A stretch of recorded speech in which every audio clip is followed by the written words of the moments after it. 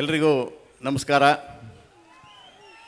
ಹೊಸಪೇಟೆಯ ಕಲಾಭಿಮಾನಿಗಳಿಗೆ, ಕಲಾ ರಸಿಕರಿಗೆ ಮತ್ತು ಕನ್ನಡ ಚಿತ್ರಗಳನ್ನು ಯಾವತ್ತೂ ಹೊಸಪೇಟೆಯಿಂದ ಪೋಷಿಸ್ತಾ ಇರುವಂಥ ಎಲ್ಲ ಸಹೃದಯ ಪ್ರೇಕ್ಷಕರಿಗೆ ಅನಂತಾನಂತ ವಂದನೆಗಳು.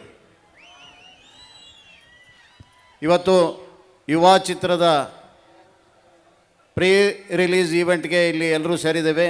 ಯುವ ಚಿತ್ರದ ಮುಖಾಂತರ ಕನ್ನಡಕ್ಕೆ ಮತ್ತೊಬ್ಬ ಯುವ ನಟ, ಬಹು ನಿರೀಕ್ಷೆಯನ್ನು ನಾವೆಲ್ಲರೂ ಇಟ್ಟಿರ್ತಕ್ಕಂಥ ಯುವರಾಜ್ ಕುಮಾರ್ ಅವರನ್ನು ಈ ಚಿತ್ರದ ಮುಖಾಂತರ ಸ್ವಾಗತಿಸ್ತಾ ಇದ್ದೇನೆ.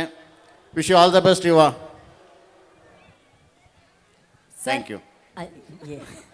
ಇವತ್ತು ಇಷ್ಟು ಸೀರಿಯಸ್ ಆಗಿ ಥ್ಯಾಂಕ್ ಯು ಹೇಳ್ತಾ ಇದ್ದಾರೆ ಸರ್. ಈಗ ನೀವು ಪಿಕ್ಚರ್ ಸೈನ್ ಮಾಡ್ಬೇಕಾರೆ ಫಸ್ಟು ರೋಲ್ಗೆ ಸೈನ್ ಮಾಡ್ತೀರಾ, ಆಮೇಲೆ ನೀವು ಫಾದರ್ ರೋಲ್ ಅಂತ ಗೊತ್ತಾಗಿ ಸೈನ್ ಮಾಡ್ತೀರಾ, ಹೆಂಗೆ ಸರ್? ಅಥವಾ ಫಾದರ್ ರೋಲ್ ಅಂತಲೇ ಫಸ್ಟೇ ಕೊಟ್ಬಿಡ್ತಾರಾ ಸರ್?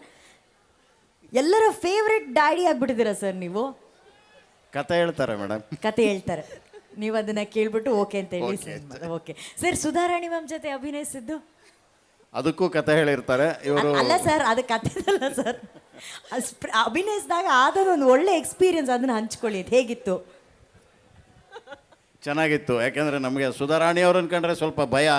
ನಾನು ಚಿಕ್ಕ ಹುಡುಗನಿಂದನೂ ಸುಧಾರಾಣಿಯವರ ಅಭಿನಯನ ನೋಡ್ತಾ ಬೆಳೆದಿರೋನಾದ್ರಿಂದ ಅವ್ರ ಜೊತೆ ಅಭಿನಯಿಸುವಂಥ ಸಂದರ್ಭ ಬಂದಾಗ ಸ್ವಲ್ಪ ಭಯ ಆಗ್ತಾ ಇತ್ತು. ಆ್ಯಕ್ಚುಲಿ ಅವರೇ ನನಗೆ ಧೈರ್ಯ ತುಂಬಿ ಅಭಿನಯಿಸುವಂತೆ ಮಾಡಿದ್ರು.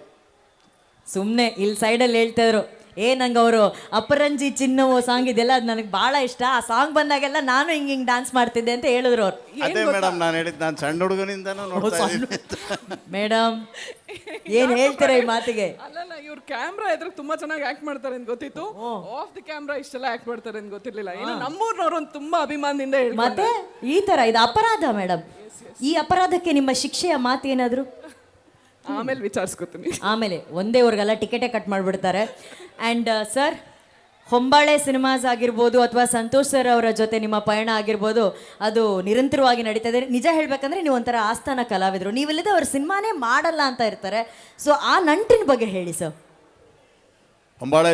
ಹೊಂಬಾಳೆ ಸಿನಿಮಾಸ್ನ ಮೊದಲ ಚಿತ್ರದಿಂದನೂ ಕೂಡ ನಾನು ಆ ಸಂಸ್ಥೆಯಲ್ಲಿ ಕೆಲಸ ಮಾಡ್ತಾಯಿದ್ದೀನಿ. ನಿನ್ನಿಂದಲೇ ಸಿನಿಮಾದಲ್ಲಿ ಕೂಡ ನಾನು ಅಭಿನಯಿಸಿದ್ದೆ. ಇವತ್ತು ಆ ಸಂಸ್ಥೆಯ ಹಲವು ಚಿತ್ರಗಳಲ್ಲಿ ಈ ಸಿನಿಮಾದಲ್ಲೂ ಇದ್ದೀನಿ. ಹೊಂಬಾಳೆ ಹೊಂಬಾಳೆ ಫಿಲ್ಮ್ಸ್ ಅಂದರೆ ನನಗೊಂಥರ ಮನೆ ಇದ್ದಂಗೆ. ಭಾಳ ಆರಾಮಾಗಿ ಬರ್ತೀನಿ, ಆರಾಮಾಗಿ ಕೆಲಸ ಮಾಡ್ತೀನಿ, ಆರಾಮಾಗಿ ಮನೆಗೆ ಹೋಗ್ತೀನಿ. ಅವರು ನಮ್ಮನ್ನು ಭಾಳ ಆರಾಮಾಗಿ ನೋಡ್ಕೊತಾರೆ. ಒಂದೇನೆಂದರೆ ಕಲಾವಿದರಿಗೆ ಒಂದು ಜಾಗಕ್ಕೆ ಬಂದು ಆ ಜಾಗದಲ್ಲಿ ನಾವು ಕೆಲಸ ಮಾಡಬೇಕು ಅಂದಾಗ ಅದರ ಅಟ್ಮಾಸ್ಫಿಯರು ಭಾಳ ಆರಾಮಾಗಿರಬೇಕು, ನಮ್ಮನ್ನು ಭಾಳ ಸುಖವಾಗಿ ನೋಡ್ಕೋಬೇಕು, ನಮಗೆ ಬೇರೆ ಯಾವ ತರಹದ ತ್ರಾಸನೂ ಅವರು ಕೊಡಬಾರ್ದು. ಇದೆಲ್ಲವನ್ನು ಸಮರ್ಥವಾಗಿ ನಿಭಾಯಿಸುವಂಥ ಒಂದು ಸಂಸ್ಥೆ ಅಂದರೆ ಅದು ಹೊಂಬಾಳೆ ಫಿಲಮ್ಸ್. ನಮ್ಮನ್ನು ಮನೆ ಮಕ್ಕಳ ಥರ ನೋಡ್ಕೋತಾರೆ, ಮಕ್ಕಳನ್ನ ಪ್ಯಾಂಪರ್ ಮಾಡ್ದಂಗೆ, ಮುದ್ದು ಮಾಡ್ದಂಗೆ ನಮ್ಮನ್ನು ಮುದ್ದಾಗಿ ಇಟ್ಕೊಂಡಿರ್ತಾರೆ. ಹಾಗಾಗಿ ನಿರಂತರವಾಗಿ ಅವ್ರ ಜೊತೆ ಒಂದು ಕೆಲಸ ನಡೀತಾನೆ ಇದೆ. ಅವರು ಭಾಳ ಪ್ರೀತಿಯಿಂದ ಈ ಅವಕಾಶವನ್ನು ಕೊಡ್ತಾ ಇದ್ದಾರೆ. ಆ ಪ್ರೀತಿಗೆ ನಾನು ಹೊಂಬಾಳೆ ಫಿಲಮ್ಸ್ಗೆ ಆಭಾರಿಯಾಗಿದ್ದೀನಿ. ಜೊತೆಗೆ ಸಂತೋಷ್ ಆನಂದರಾಮ್ ಅವರು, ಇವ್ರ ಜೊತೆ ಕೂಡ ಇವರ ಅಷ್ಟೂ ಸಿನಿಮಾದಲ್ಲಿ ನಾನು ಕೆಲಸ ಮಾಡಿದ್ದೀನಿ. ಇವರಲ್ಲಿ ಮೆಚ್ಚುವಂಥ ಒಂದು ಅಂಶ ಅಂದರೆ ಇಡೀ ಕಥೆಯ ಸೂಕ್ಷ್ಮ ವಿವರಗಳನ್ನು ನಮ್ಮ ಪಾತ್ರಗಳಲ್ಲಿ ತುಂಬಿ ಅದನ್ನು ತೆರೆ ಮೇಲೆ ತರ್ತಾರೆ. ಒಂದು ಸಣ್ಣ ಸಣ್ಣ ಗೆಸ್ಚರ್ಗಳು ಇವನು ಕೂಡ ಸೆರೆ ಹಿಡಿತಾರೆ.